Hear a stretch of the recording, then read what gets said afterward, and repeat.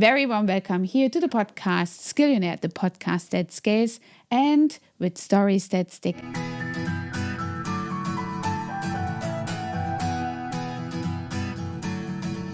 Today's guest is someone who represents a very interesting side of Dubai's business world: international mindset, strategic growth network, and modern entrepreneurship. Please welcome in this episode of Skillionaires, Mr. Mohammed Kalim. We dive into business growth in Dubai, international opportunities, entrepreneurship, positioning, network, and a really, really good take on a long-term success here in Dubai. Very welcome, Kalim. Thank you so much. Thank you so much, Dr. Janza. Thank you so much. It's a pleasure to be on Skillionaires. Yeah, I'm so happy that we could set this up finally after I was on your podcast, The Boat Room. That is something you guys have to check this out. Thank you so much. Thank you so much. Yeah, that was a wonderful episode. That was actually one of the first experiences for me as well, because I was learning and then you were so much cooperative and supportive. Thank you so much for being so cooperative on that episode. No problem. And we have to do once more. Do we? So we have to explore a lot. We're having a podcast ping pong then. So that's what you have to do, because in the first episode we talked about few of the skills which you are offering and you are giving to your clients, and the kind of knowledge you have. Obviously, I want that knowledge to be shared with my network. Yeah, that'd be wonderful. Let's do that. But first, we are exploring your knowledge and your story. And happy if to be here. Nobody would know you, especially from my guest, Kalim, who is this Mohammed Kalim when he's not in business? Who is this person? Tell us. Okay, great. That's a good question, actually. I would say like somebody who is supportive, who is cooperative, who is ambitious, who is a doer. Yes. This is what I say to a lot of people. And just recently I've been hearing, and they said that if you have any kind of a concept or you have an idea, right? So that I think is just a waste. Yeah. You are an entrepreneur already since when, and here in Dubai in the industry of business advisory. Exactly. Let us a little bit know. Exactly. Yeah. So I started with one of the big 4 auditing firms in the world, and I started with that was obviously a very good opportunity for me. And then I moved to one of the top 10, which was here in Dubai. I worked with them, and then I started my own company in January 2020, just before COVID. Right? So that was a very interesting time. I had a lot of learnings in that year because nobody was ready, and then crisis management was at its peak, I would say, at that time, because nobody actually knew what exactly is happening and how to react in those times and how to survive, especially for a startup. And you know, like most of the startups, they actually fail in their first years of operation. In the second year, third year, they're all gone. So, Kalim, what brought you here to Dubai in the first place? When you had already this crisis situation, how long have you been here then? Before that, you can say like I was here. I'm here since 2014, so that was quite a long time.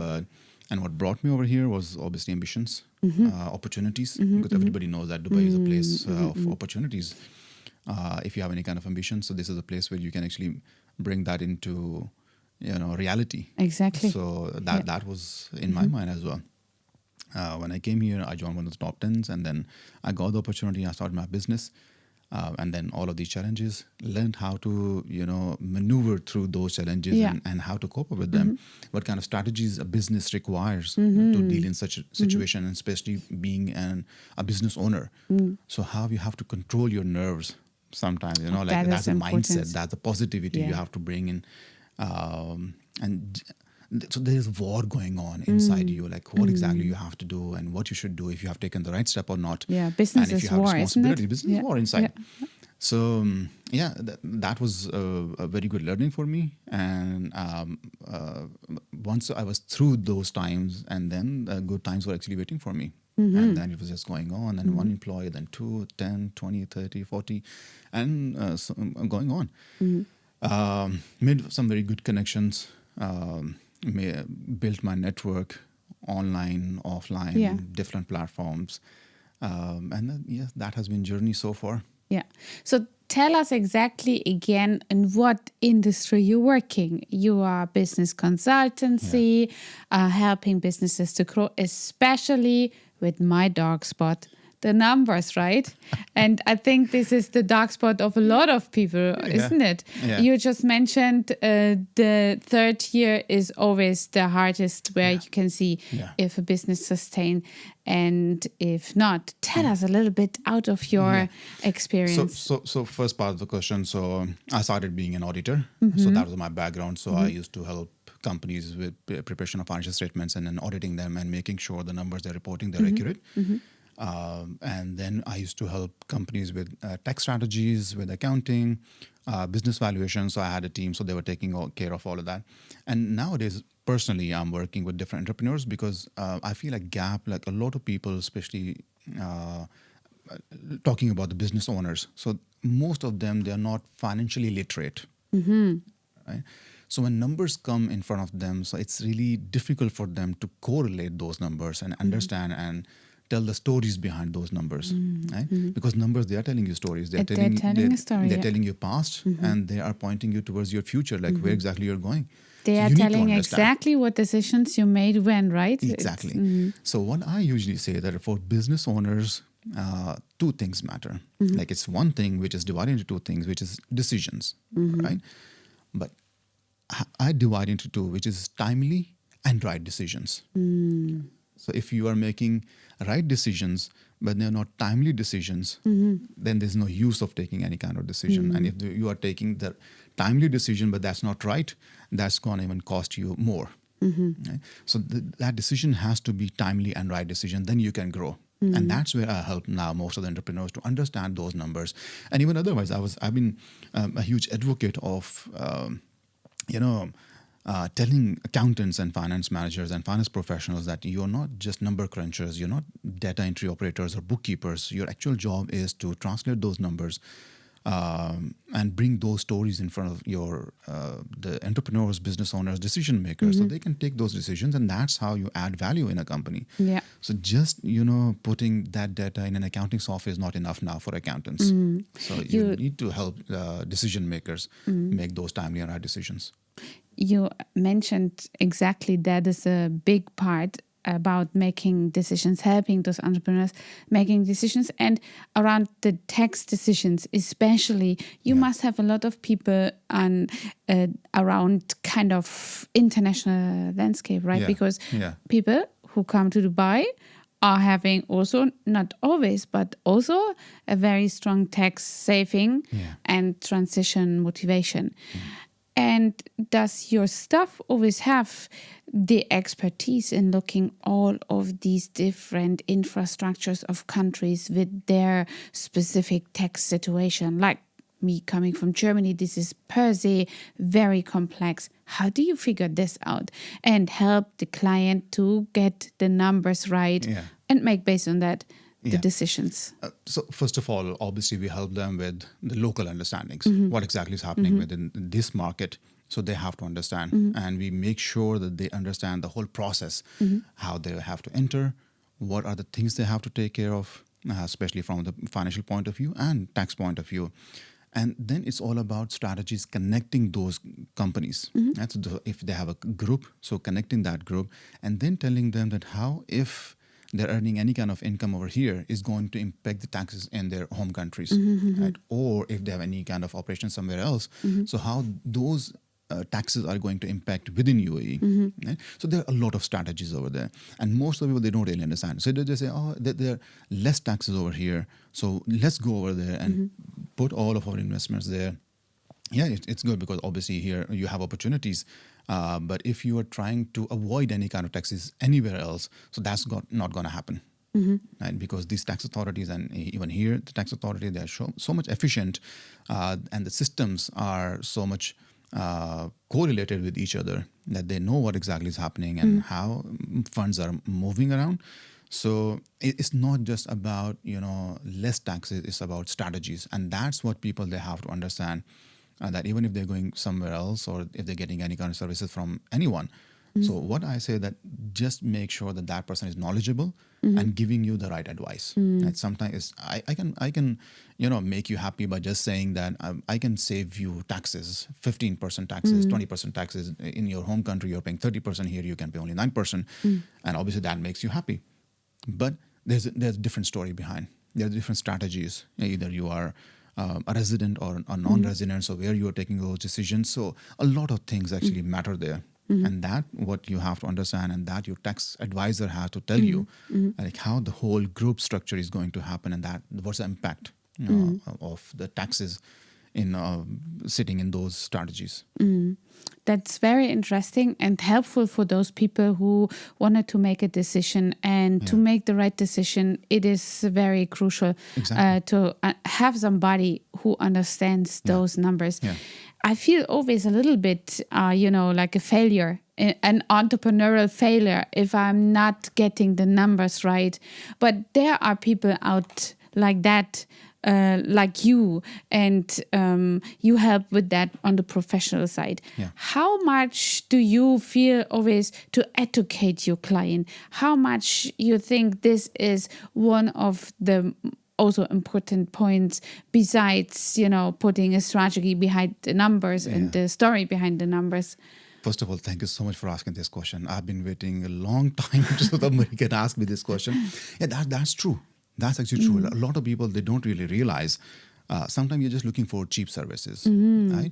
I don't say like, yes, it's this cheap service cannot be if you're getting any cheaper prices, and that cannot be a good service. But it's the professional, right? If he's knowledgeable or not.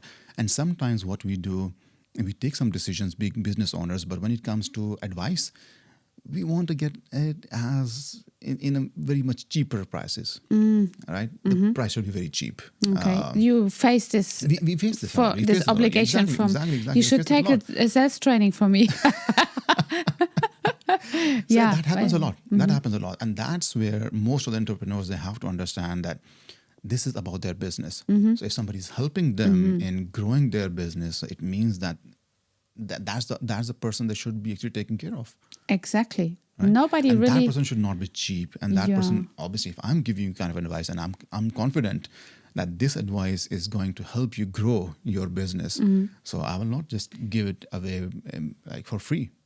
I think those people who understand that they need to have a reflection, because one cannot see your own shadow, your own shadow by yourself, and that's why you need to have a reflection. And I feel sometimes a little bit, I would not say stupid, but I like to ask questions. I think who is able to place a good question is leading the conversation. Therefore, I'm not having any crunches of having a question, but I face sometimes with the people who advise me that they are sometimes getting annoyed over my questions.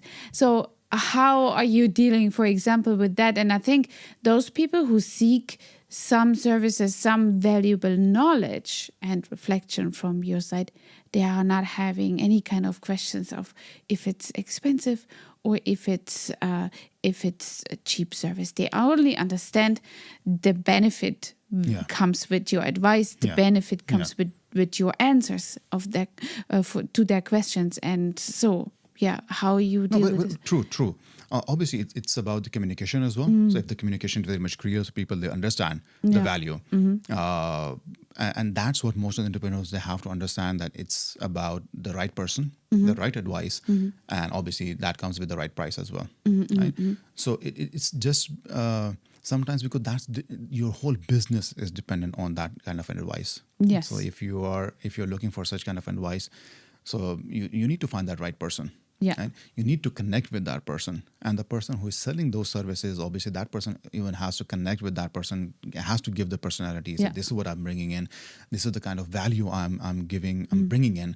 And the other person has also to understand that what kind of value is sitting in front of me. Right? So all of these things matter a lot. But I believe that especially for entrepreneurs and business owners, this matters the most, because they're the ones who is actually on the receiving side. Right? So they have to take the decision, like which person they have to bring in as an advisor, as a coach, as a helper. Right? as a guide. So it's their call. And that's where I believe that most of the entrepreneurs, sometimes they lag, or maybe like small and medium size company owners. So they make such mistakes that they don't bring in that kind of person who can actually help them. Sometimes, I can just tell you a lot of stories that this is what I can do, but in substance, there's nothing. So I have to bring in that substance, which is actually helping my company grow. So yeah, being a business owner, I have to be very much vigilant and always, on top of my mind that this is what I'm gonna do, and if this person can actually help me or not. Yeah, I think if you were reflecting as a business owner that you have some weak parts in business, then it's such a good thing to have somebody in your team that's even stronger in that part and helps you to pick up. Obviously. I picked always the tax advisors and mentors in Germany when they visit me and my business on site. For me to understand if they, first of all, are eagerly enough, wanted to understand my kind of business and most of all workflows, because and nowadays everything is like kind of digital. You don't have really manual workflows if you don't have really a physical store. But back then in Germany, I that was a very precise place where I chose or didn't choose. If the tax advisors didn't make the effort to understand the kind of business that I am in. And I think if you mentioned just now that you have to click with the person opposite, then that is something that you only can really bring forward to make the person feeling understood of what they are doing. And then they are open to take your advice, right? Yeah. So tell me something, Kalim. You said in the beginning of our interview, you had 1, 2, 3 employees. Where it started to take over, to be, more than how many in the preparation of I had here 100. Did we drop this 100 people or even more? Help me with the numbers. How many employees you have nowadays? At the moment, I have around 50. 50? Yeah. 50 employees. Yeah. Okay, so you scaled. What happened between 3 and 50? Yeah. So I had one thought in my mind that I have to grow, right? And if I have to grow, I need the right team who can support me with the execution, because I'm providing services, right? So I need somebody who can actually help me with execution and delivery of that service. So I found that right person. And for every business owner who starts that business, so sometimes some of the steps are really hard to take, right? So you are thinking a lot once you take one step, and then you think a lot if you want to take another step. And that even now I have seen a lot of people who come to me and who say that, see, we want to hire another person, but we don't know if we have that budget or not, right? And that's where I said, see, if you feel like you have enough employees that you can at least pay that person, but you can go out and you can even earn more, so you have to take that decision, and you have to bring in that person. And that actually flows. Yeah. Right? That automatically happens. Yeah. And that was with me. Obviously, the first employee and the second employee. Okay, fine. Now we can bring in some junior accountants, some trainees, and then that kind of a situation was happening. The COVID was there. But once we were out, and my focus was now more on business development, and that's where sometimes I say that sometimes entrepreneurship is actually a fancy name for business development. Yes. So we have just given a different name, but otherwise, I have to do. Being a business owner, I have to grow my business. I have to bring in more clients, and I am the best person who can actually sell my business, not anybody else. Anybody else cannot sell my business, or maybe my connections, they can sell me, but not really my business. Like they can tell how good of a person I am, how good of a professional I am, but they cannot actually tell what kind of services do I provide and how do I deliver those services.